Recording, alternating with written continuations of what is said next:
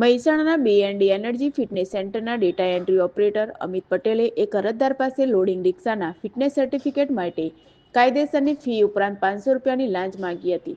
જોકે અરજદારે એસીબીનો સંપર્ક કરતા છટકું ગોઠવીને આરોપીને લાંચ લેતા રંગે હાથે ઝડપી લેવાયો હતો. આ કેસમાં આરોપીએ જેલમાંથી મુક્તિ થવા માટે ચાર્જશીટ રજૂ થયા પહેલા જ મહેસાણા કોર્ટમાં અરજી કરી હતી. આ મામલે આરોપી પક્ષના વકીલ મયંક આચાર્યની દલીલોને ગ્રાહ્ય રાખીને ડિસ્ટ્રિક્ટ એન્ડ સેશન કોર્ટના જજ AL વ્યાસે આરોપીની જામીન અરજી મંજૂર કરવાનો હુકમ કર્યો છે. મારું નામ મયંક આચાર્ય, એડવોકેટ મહેસાણા.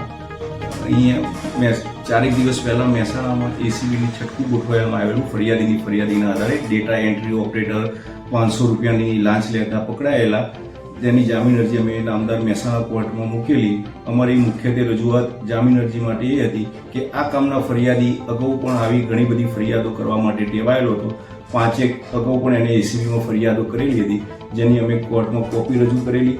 ત્યારબાદ એને જે ફરિયાદી હતો એને ઓનલાઈન પૈસા ભરવાનું ફાવતું ન હતું, ત્યારે હાલના અરજદારે એના એકાઉન્ટમાંથી પૈસા ભરેલા હતા. એ પૈસા પાછા માંગતા લાંચનું છટકું ગોઠવી અને અમને પકડેલા હતા. એ પણ અમારી નામદાર કોર્ટમાં રજૂઆત હતી અને ફરિયાદી વારંવાર આવી ફરિયાદો કરવા ટેવાયેલો હતો. એસીબી સિવાય પણ એને અન્ય ફરિયાદો કરેલી હતી. એ પણ તમામ રજૂઆતો નામદાર કોર્ટે અમારી ધ્યાને લીધેલી. એ સિવાય પણ અમે સંજય ચંદ્રા વર્સિસ CBI વાળી જજમેન્ટનું સુપ્રીમ કોર્ટના સિદ્ધાંતોની પણ અમે રજૂઆત કરેલી.